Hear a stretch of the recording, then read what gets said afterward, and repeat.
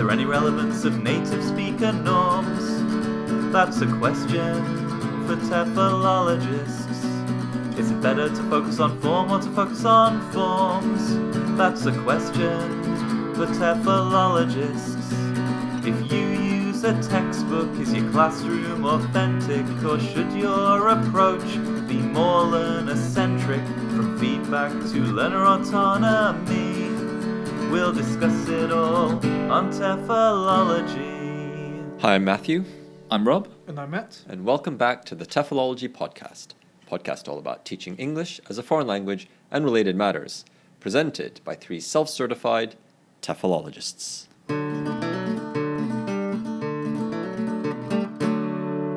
TEFL News. This week's TEFL News, I'd like to talk about a recent article that was published in the Oxford English Language Teaching Journal, ETLJ, is that right? ELTJ.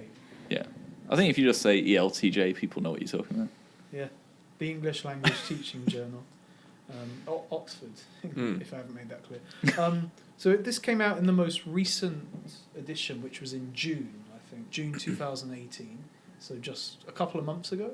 Mm-hmm. And the title of the article is Engaging Pre-Service English Teachers with Language Policy. So I thought we'd kind of talk about a bit about language policies, as I don't think that's a topic that we've kind of covered before. Okay. So let's cover it. All right. Okay, so this article is by Francis M. Hult. I think that's a Swedish name. Very, very possibly. Yeah. How do you spell that? H-U-L-T. Hult. Hult. I'd have said Hult. Yeah. So Does it have any umlauts or anything? No. Oh. Francis. Does it have a little O, little circle? No. Anyway, so just to lead into this section, I've got a couple of questions for you both. What have been your experiences with language policies on any scale? English only policy, I guess. Like if you're talking about personal experience, I've read about language policy, but I guess English only policies in universities would be one thing. On an institutional policy level. I guess also like in Japan, we've all been affected by requirements of like TOEIC tests, and I guess at a very distant remove the focus on increased English education in elementary schools in Japan. Yeah. Mm-hmm. Matt? Yeah, I agree with those 2 points. Any others that you've been privy to? Not really. I mean, I was thinking of maybe my experiences in Japanese high schools. Right, yeah.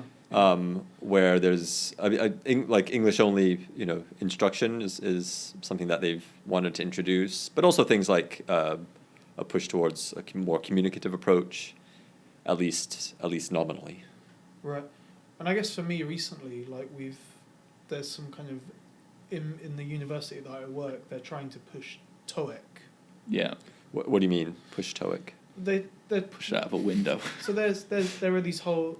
I think it's a government level thing. This whole drive to be more global, be a more global university or global citizenship. Yeah. And one of the way that's kind of manifest is in increasing your TOEIC scores. Yeah. So that's one policy that I'm quite aware of at the moment. Yeah. TOEIC listening and reading. Yeah. Yeah, in Japan they focus a lot on TOEIC, and I don't understand why, because it's literally the worst thing in the universe, the TOEIC test. I hate it. Yeah, it seems counter to push towards globalization or more communicative methods. We're not, we should be, not. They're sponsoring this. They're not. If you want to, We'll change our minds about TOEIC get in touch. on a dime. If you don't like these principles, we have others. Yeah. Okay, so that's one kind of language policy that we're all kind of feeling, I guess, or aware of at the moment. So generally speaking, what do you think the teacher's position is with regard to language policy and planning? What's the teacher's role in that? Yeah, I think really it depends. In some cases, I think in a lot of contexts, teachers, they hear about language teaching policies that come from, the government level or wherever, and they just ignore them. Okay. Yeah. I think ideally the teacher's position would be to, think critically about the policies, challenge them when necessary. But I think pragmatically, either ignore them or just do it because you have to. Okay, so teachers could be considered as policy actors, in the sense that they sort of enact policy, or they're told what to do and they follow policy. Or they pretend they do.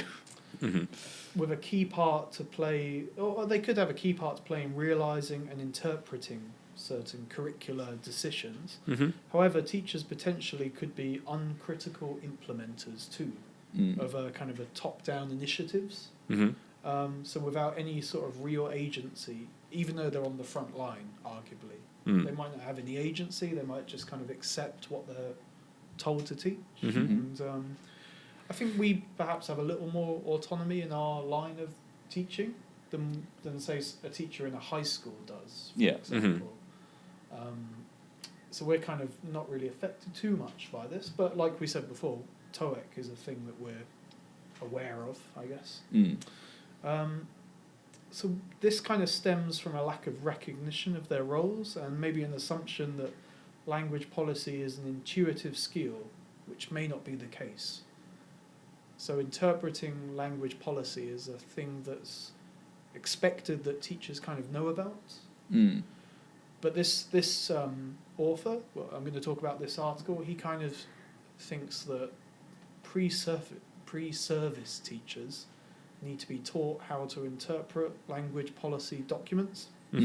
So that's what I want to talk about today, his particular study. Right. Are these all language policy documents written in the language of the teachers? I'll get to. I'll talk about now the study's background. Okay. So in Holt's study, the writer looked at ways to interactively engage and inform pre-service teachers about how to go about interpreting and negotiating language policy and planning with regard to English teaching. The course described was based on an English division of a 5-year teacher education program in Sweden, on which the writer also taught. So he was one of the trainers, I guess, on this program.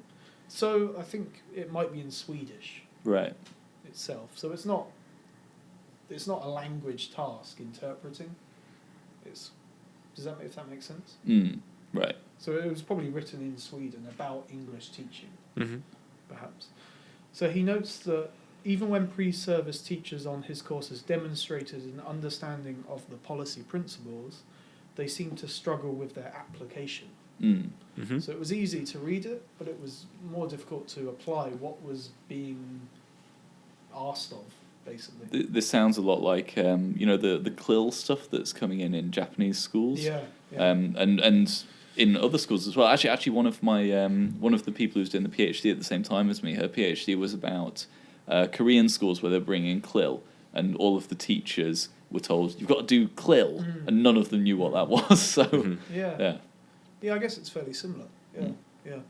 So there's an assumption that they already know what it is, and we're going to give you the guidelines, go away and do it. And maybe that's not the case. Maybe. So for this study, the instruction took the shape of a seminar format discussion of LPP, Language Policy and Planning Principles, from various readings and how they applied in practice. So that was the first step. The teaching culminated in a role-play project that placed teams of 5 to 6 pre-service teachers in the scenario of developing a response to a school order by the Swedish school inspectors. Following the role-play, the pre-service teachers were invited to write reflective journals about their experiences with the scenario. Then they reflected on the findings that were in their reflective reports. So pedagogically, the role-play served the dual purpose of providing simulated experiential learning, and it prompted awareness raising through a post-experience accounting. So there were two parts to this study. Right. So they did the role-play, and then they reflected on the role-play of talking with the inspectors.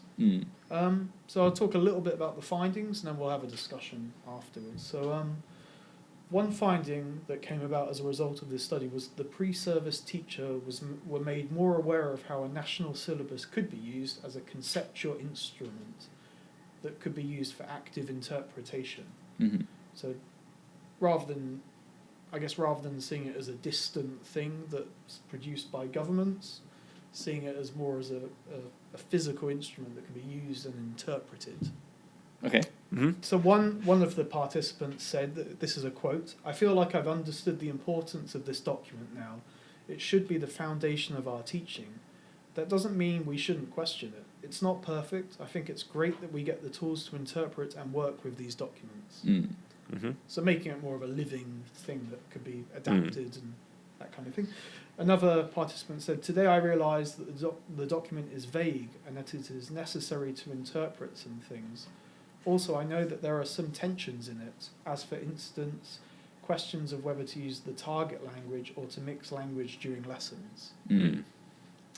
So that was one of the tensions that was found in this findings. The national syllabus was asking for target language to be used, Mm-hmm. but it was also encouraging plurilingualism at the same time. Right. So this kind of role play led the pre-service teachers to kind of identify this vagueness Mm. and try and use it a bit more actively, Mm-hmm. or think about it a bit more actively. Mm-hmm. Another one of the findings was that it raised lots of challenges and conflict, as you'd expect. So this activity was said to have engendered conflict. Mm. Some of the participants noted that although the aim of the activity was understood, there was often a deadlock when it came to compromises being made, and also differences in interpretation. Mm.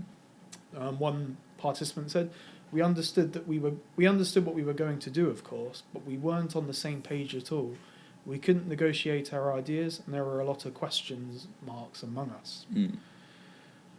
However, even though there was conflict, it was largely considered to be an authentic and worthwhile experience for professional development, and most participants seemed to agree that the practice in negotiating a language policy document could play a big part in how they approach their future classes. Mm.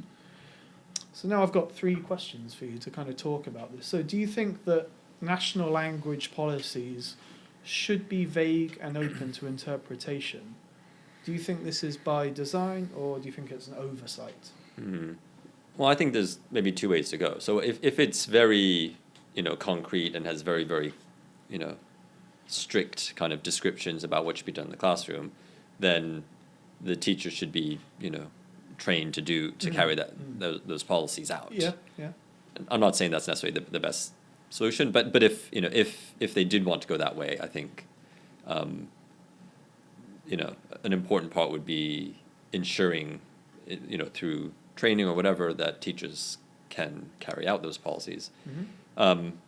The other option is maybe this, being more vague, but again, you would want teachers to know how to interpret it, and hope that you have teachers who can interpret it appropriately. I think the vagueness is at least partly the fact that these are committee-made documents. Mm-hmm. They're trying to please lots of different people. They're trying to represent different points of view. Yeah. And they don't want to, they don't want to force people to do something that maybe is going to cause larger amounts of unrest in the sector or whatever.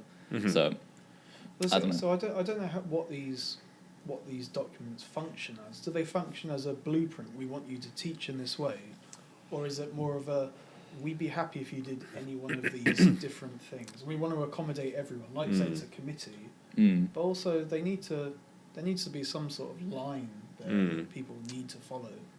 Yeah, I don't really know, but I imagine it could be done either way. It could be here are a few options, but I don't know. I think it being done by committee doesn't mean that they can't have very clear objectives and clear guidelines. Yeah. But maybe more the case of just not,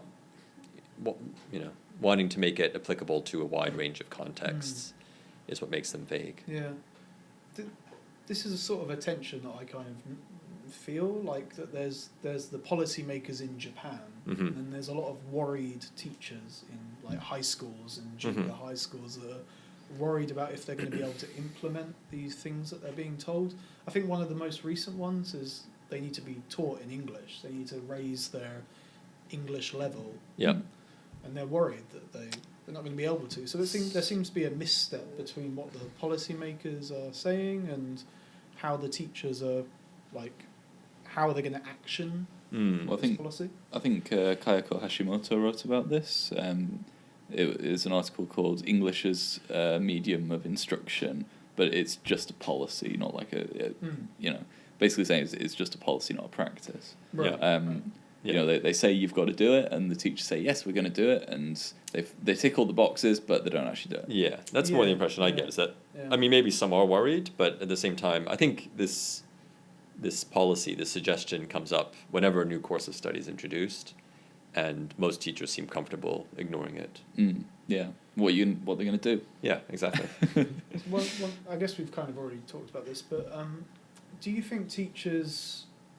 So what is the teacher's role in all of this? Are they just being informed and creative policy followers, or are they being autonomous teachers with their own beliefs? And can the two be in line with each other? Yeah, I mean, I don't know if it's intentional or if the government ministry that's in charge of this thing, if they care that much, but it does feel like teachers are doing more or less what they want to do, and that maybe these policies, these courses of study, kind of push them in certain directions, and so so maybe it's both. It's and it seems like what's, at least in Japan, what's generally seems to be understood is that what would make a much bigger difference is something like university entrance exams, making changes to those. Yeah. So anyway, I think get newer teachers looking at policy documents a bit more critically, trying to work with them rather than kind of getting their teaching license, for example, and then going into a teaching context where they kind of are perhaps a bit more uncritical and just kind of follow what they're being told. So I guess introducing a bit more criticality at an earlier stage is quite a good idea, I think. Yeah. So that was today's TEFL News, all about language policy and planning.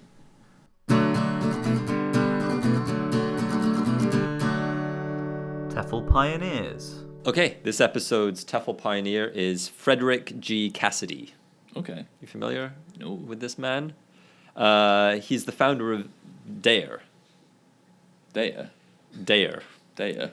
D-A-R-E. It's an acronym. There, You're thinking of the drug awareness. yeah. No. No, not that DARE. This is an earlier DARE. DARE is the Dictionary of American Regional English. Okay. So Cassidy, I'll explain how he was involved. Frederick G. Cassidy was born in 1907 or 1908. I'm not 100% sure. But to understand his relevance to linguistics, the field of linguistics, we have to go back to 1889, which is when the American Dialect Society was founded. And basically what the ADS wanted to do was to do for the United States what Joseph Wright was doing for England. Do you know Joseph Wright? He made the aeroplane, right? Nope. Oh, yes, I do remember he did dialects. He Yes. collected dialects. That's right. Yeah, so in England he compiled the English Dialect Dictionary, and the ADS wanted to do the same thing in the States. But the task was a little bit more challenging just because of the size of the country compared to the size of your little island. Yeah, it's your island too. Oh, yeah, that's true. Don't try and get away from it. So how they started their work, the American Dialect Society, was they would publish word lists made by professors who basically just, when they would, these linguists were traveling around, when they would hear new terms or expressions, they would write them down, write down the meaning, bring them back to the, society, and they would publish these lists. And, there were kind of official lists. There was something called dialect notes at the end of the 19th century, beginning of the 20th.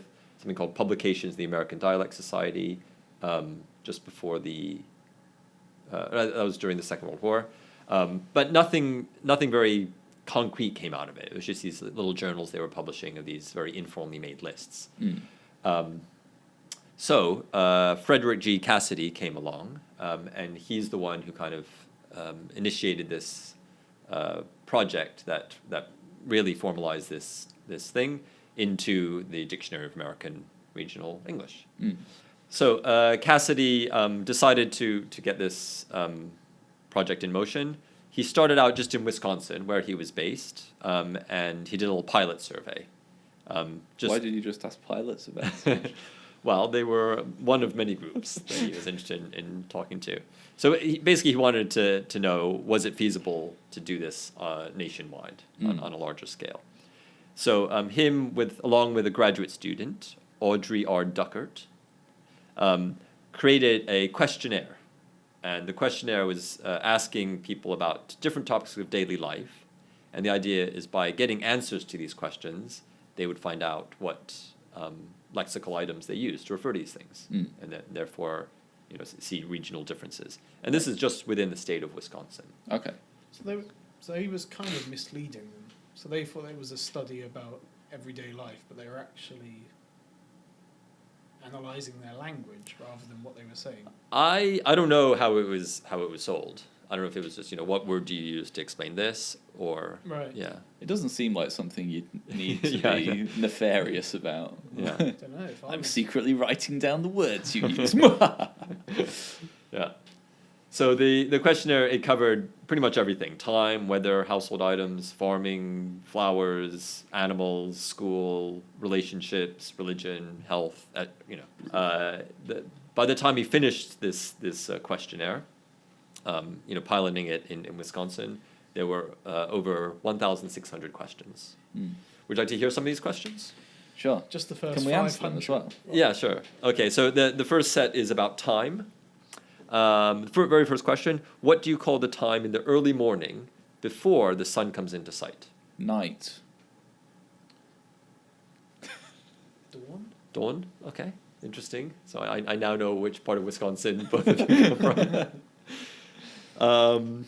What else? What joking names do you have for an alarm clock? A bingly bongly ringly dingly. Yes, correct. We haven't. For you. We haven't. Okay. Topography. What do you call a small stream of water not big enough to be a river? A stream of water. I do wonder how. A stream. Yeah. That's what I said. A brook, maybe? Okay. A I don't babbling know. brook. A babbling brook. I don't know how they dealt with incorrect answers. Yeah. Or they just Well, assume there's no in such this thing one as- household they call. There's no such thing as incorrect language. It's all just use, isn't it? Sure. Well, Gives- it gives Especially levels. if it's regional. But it would give you an idea of where I came from. Okay. A cloth that you used to wash the dishes with? A rag. A dishwashing cloth. All right. Who won?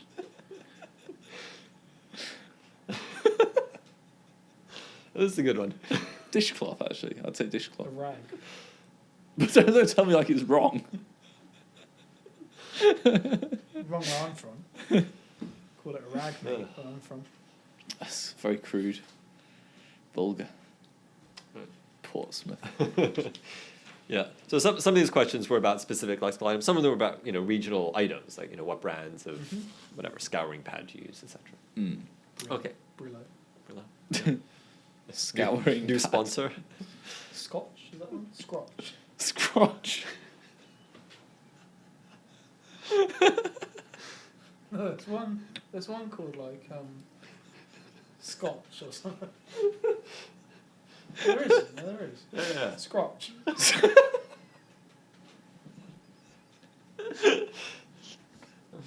Anyway. Yeah. Okay. All right. So after he finished compiling this questionnaire, they decided it was in good enough shape to roll out nationwide. So they selected over 1,000 communities across the states. The idea is, they chose them to be as evenly distributed as possible. They also wanted to sample places that were notable for historic events and migration patterns. Mm-hmm. He had a group of 80 field workers, mostly graduate students and a few professors. And between 1965 and 1970, basically they were sent out to these various communities to interview people. This is, by the way, in addition to the questionnaire. But these field workers went out and they interviewed many people, basically. They traveled in vans called word wagons. Right. That's how cool they were. That's they were pretty cool. That's pretty cool. Yeah. They were asked to focus, weight the proportion a little bit more to older people. Mm-hmm. Any ideas why? Because older people haven't been they haven't been exposed to global English yet. Because older people would remember more of the older dialect words, surely. Yeah. More language, more experience. Yep. Yeah, they know more history, old people. Yeah. But obviously not exclusively old people. They also wanted younger people to get some of the new emerging words, vocabulary items. Slang. Street. Yep. All those dictionary editions we do every 4 episodes. That's right. They went cold to these communities. They didn't, call ahead and say we're coming. They just showed up in a town and looked around for people to ask.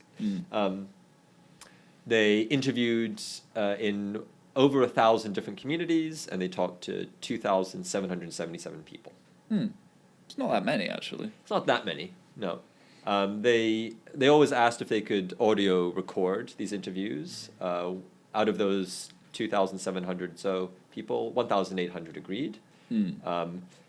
One thing they were asked to do, in addition to answering a few questions about various things, they were asked to read a story. The story was called Arthur the Rat, and this was designed especially for phonology reasons, to get variations in pronunciation in American English around the country. Right. It also allowed for a contrastive analysis of these different pronunciations, but it resulted in this large body of speech that they could use, to compare different regions. At the same time, this data was being sent back to Madison in Wisconsin, and they were using early computer technology to create maps based on these regional differences they were found. So they're quite common. You see them on the internet occasionally, but maps of countries or places shaded maybe different colors. I think the most popular example in the States is the soda and pop. Yeah, they do it in the UK differences. with different names for bread rolls. Okay, right. Cob, Stotty, Baps. Bap, Right. bread cake, barm Buns, cake, buns. Yeah. buns. Buns. Yeah, and of course Cob is the correct answer. Incorrect, but nice try. No, shut up. Shut your mouth. So the most famous one in the States is, I guess, soda, pop, and Coke. I think in the South or someplace they call all sodas are referred to as Cokes or colas. I'm not sure. Ridiculous. Yeah. What about juice? What about juice? Some people say juice instead of soft drink. Do they? Yeah. Where? I don't know. But people do. Well, in Japan people do, and so I assume people do everywhere else as well. Pop. In other places. Pop. Yeah, soft Yeah. drinks. Yeah. Yeah. Okay. Yeah. So the all this data was selected. The computer data meant that you could look at things by region, but also you could look at different demographics, age, gender, race, level of education, urban versus rural, etc. Can I maybe Okay. ask a question? So Okay. what with all this data that you collected, Mhm. Was there kind of a definitive? How did this help to define like a standard American? Or is there such a thing as a standard American pronunciation or dialect? And did Yeah. this help to inform that? Yeah, so I think one of the reasons that Cassidy was interested in this project was to kind of counter this idea of language, the homogenization of language. Right. I think even back, in the 60s, there was this idea that language was homogenizing. Everybody, around the country, around the world, etc., was starting to speak in the same way. Right. And he wanted to show the diversity. Right. basically. Okay, I see. Yeah.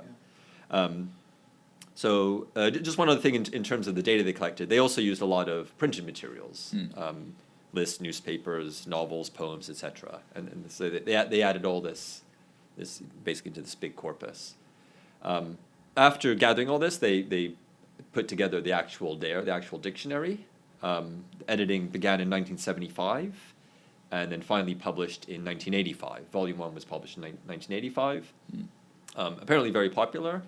And then volumes 2 to 6 followed over the next 20, 30 years. And as you can imagine, there's a website now, an electronic version. Yep.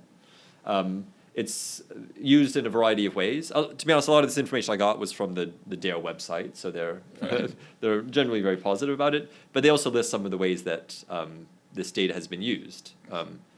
Beyond libraries and teachers and journalists, also playwrights may use it to to make sure they're accurate in terms of the language used. Forensic linguists and detectives have used it. Yeah. Physicians, doctors, to understand folk and regional terms that their patients might use. Yeah, podcasters Get a lot of traction out of it.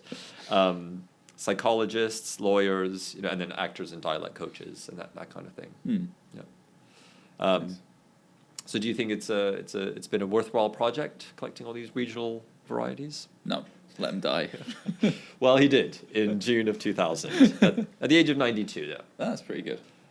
So when Cassidy died in June of 2000 at the age of 92, he was celebrated by the ADS as the kind of, I think the maybe the history of the ADS can be divided into the long period of time they had before this project got going, and then the period since the 60s when FREDERIC G. Cassidy actually put it into motion and fulfilled the main mission statement of the ADS. And for that reason, he is this episode's TEFL pioneer.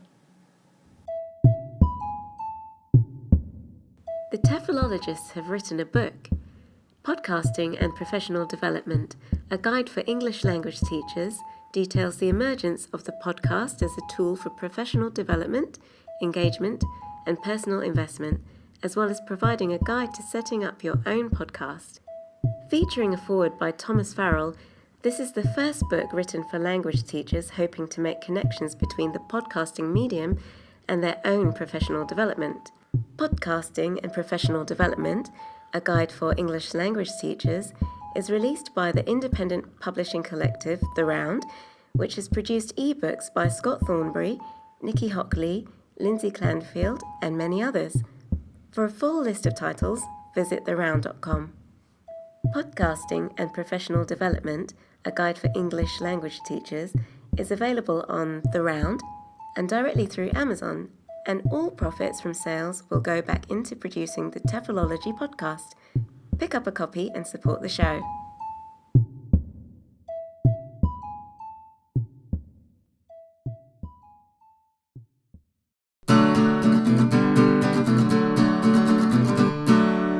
TEFL cultures. This episode's TEFL Culture is about DUOETHNOGRAPHIC projects. So this is actually based on an article that I published in January this year in Modern English Teacher magazine.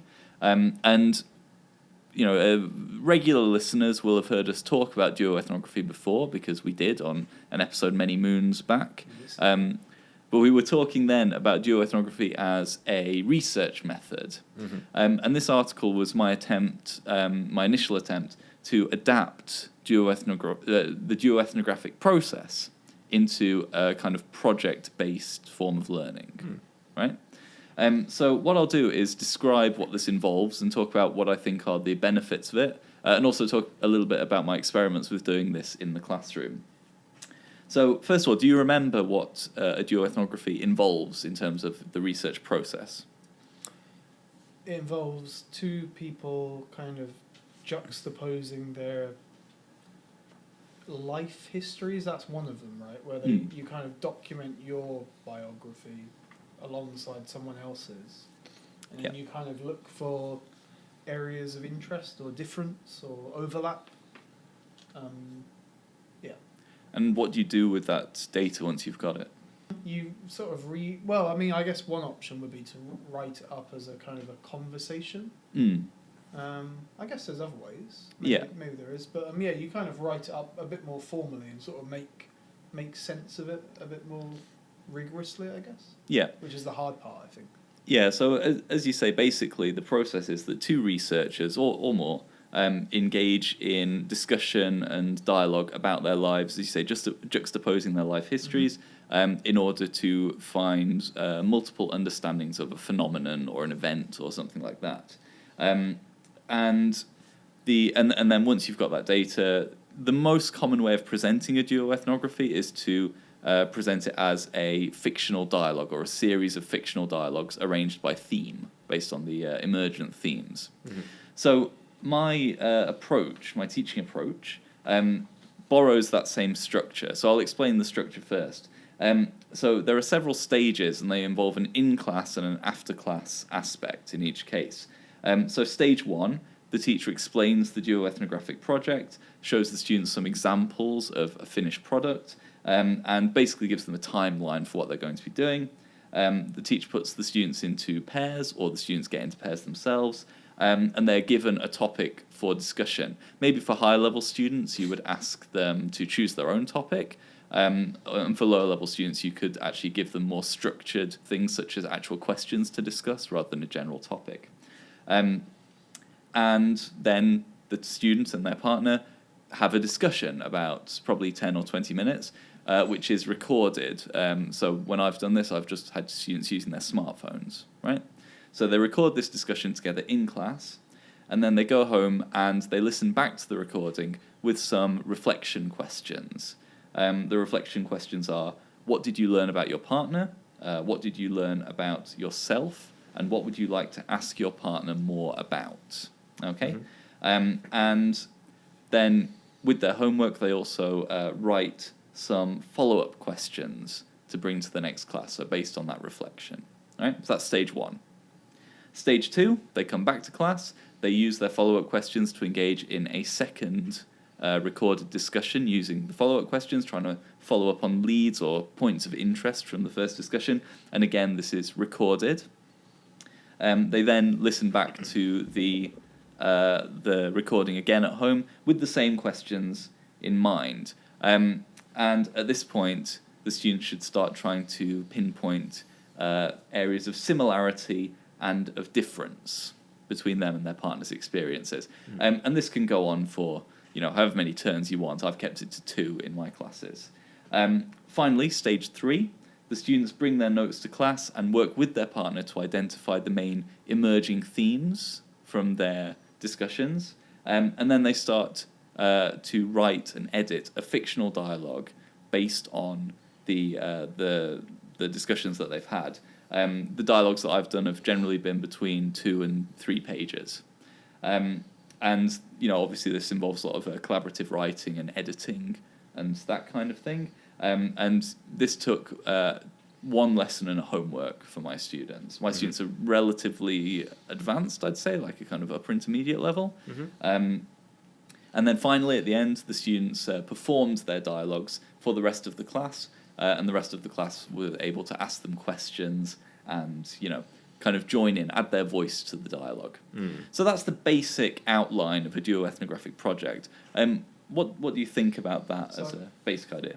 So immediately I can see some things that are really applicable to language learning, like editing, interpreting, obviously performing. These are things that are commonly done in, I guess, academic English classes, I guess.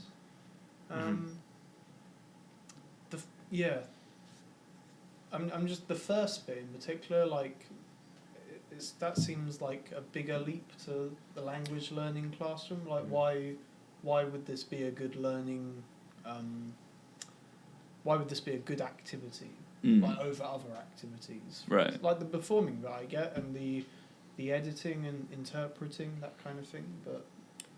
The first step, you mean being the discussion? Yeah, between perhaps. them? Yeah. Oh, maybe not. I mean, yeah. Can I ask what sort of themes or topics So students talked about? I've been doing this in a class which is actually kind of sociolinguistically focused. So we've done things like World Englishes, language and gender, based on topics they've already been discussing in class, but applying it to their own backgrounds. But one of our colleagues has been doing similar experiments and has done topics like school stress, and just various other sort of broader topics. So it can be kind of anything, really, but probably something that's meaningful to the students. Yeah.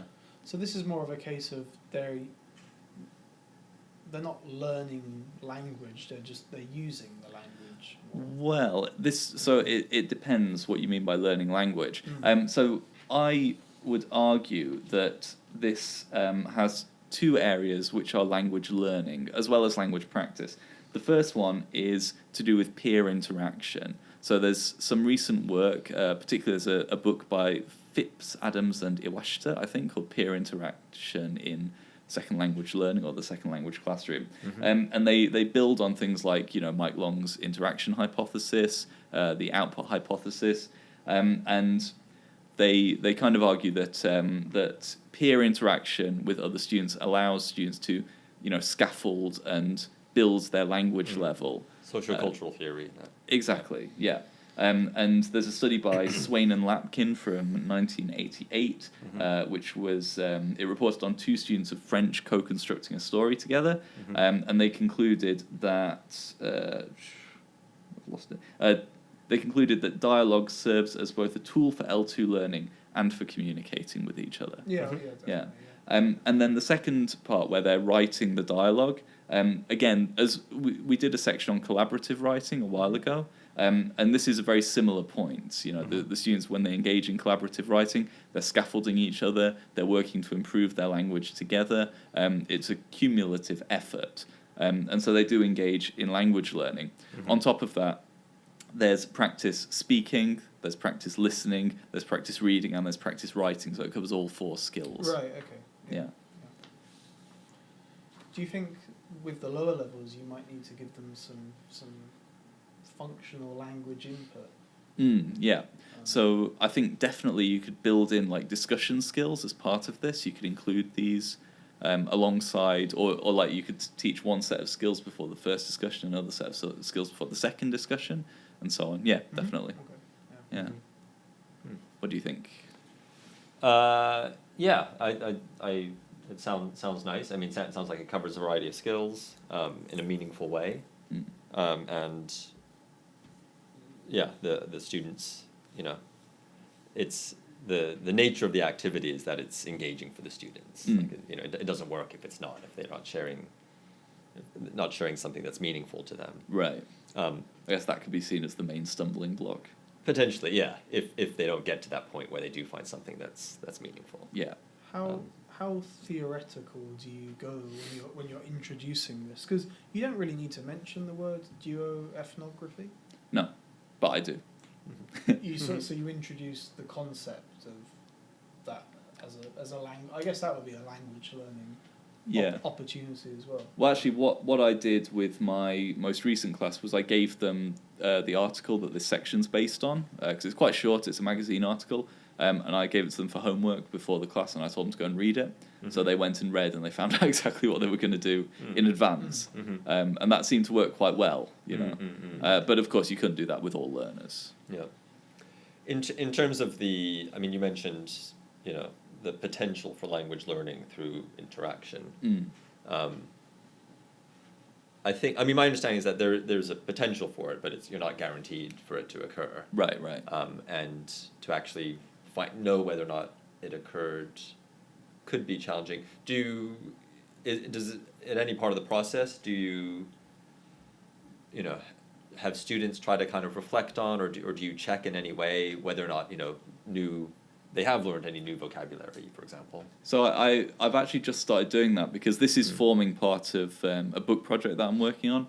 And what I've done is I asked the students to send me the recordings of their recordings of the discussions.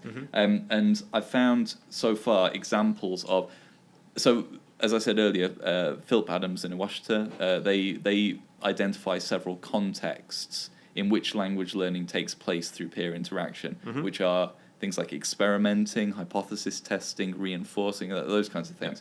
And so I've found examples of these coming up in the dialogues where the students are experimenting with a new piece of language and getting positive or negative feedback and that kind of thing. Of course, you can't completely monitor it all the time. But I think there is evidence that it works on some level. Right. Okay. Yeah. So, what do you think? Do you think this is something you'd like to try out with your students? I won't be offended if you say that. It's something that I'd like to try out with a student, especially with regards to the trying to describe a classroom. Because obviously my perspective as a teacher will potentially be different to that of the students. So it might be a good way to kind of learn more about the classroom, maybe. So you're thinking of it as a research thing? In that sense, it would be more of a research thing, yeah. But I guess by extension, the learners could also do that with each other as well.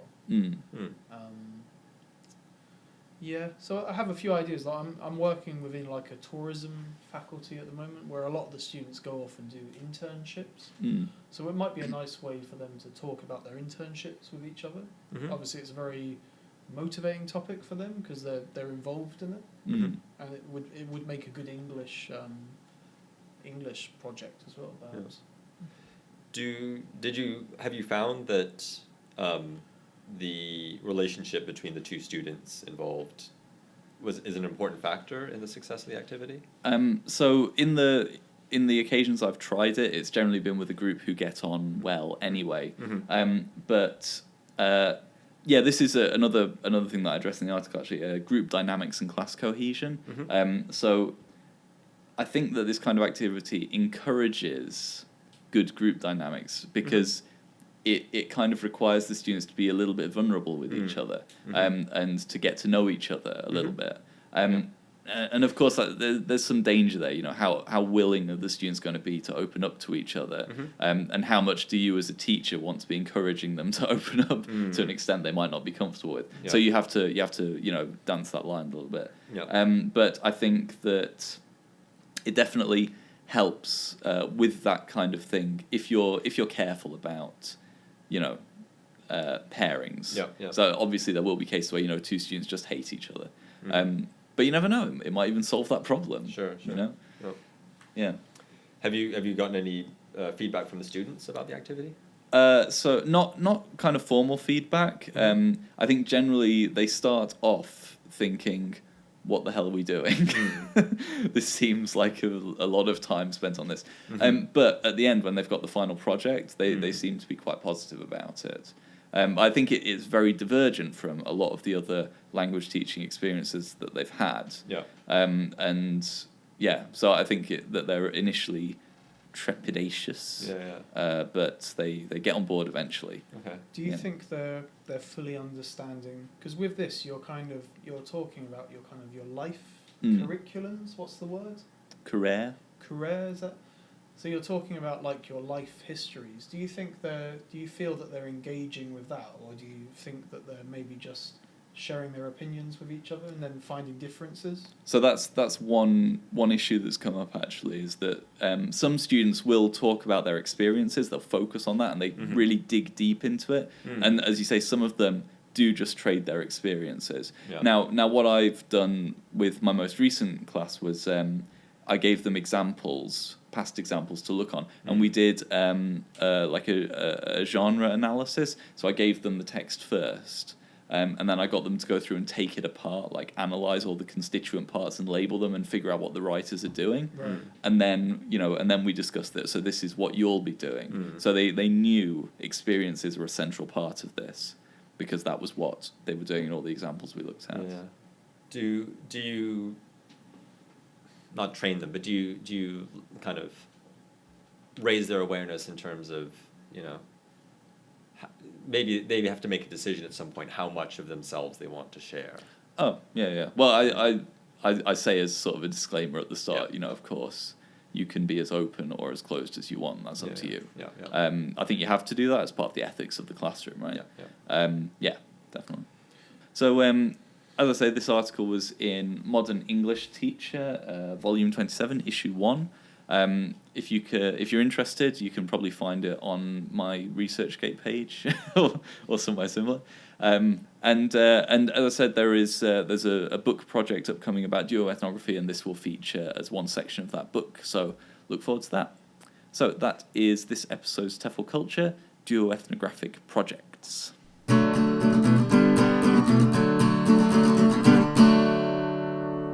Thank you very much for listening to today's episode. There's lots of ways to get in contact with us. You can email us at TEFLology@gmail.com. You can follow us on Twitter @TEFLology.